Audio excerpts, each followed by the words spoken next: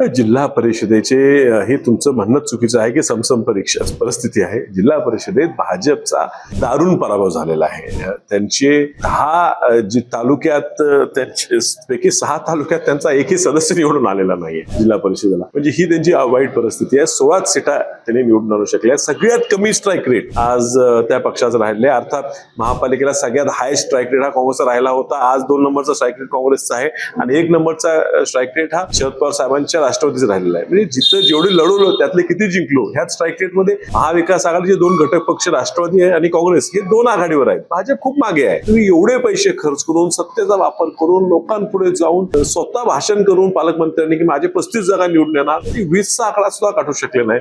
अर्थात आमच्या कुठे कुठे मैत्रीपूर्ण लढती झाल्या त्या होणं चुकीचं झाल्या नसत्या तर काढायची मी आधीच सांगत होतो. लोक मला गमतीत काढायचे की भाजप मिरज आणि जत ह्या 2 तालुक्याच्या पलीकडे तुम्हाला कुठेच दिसत नाहीये आणि ह्या ठिकाणी जरा फक्त आम्ही एकसंघ लढलो असतो तो 1 आकड्याच्या पुढे भाजप जात नव्हता.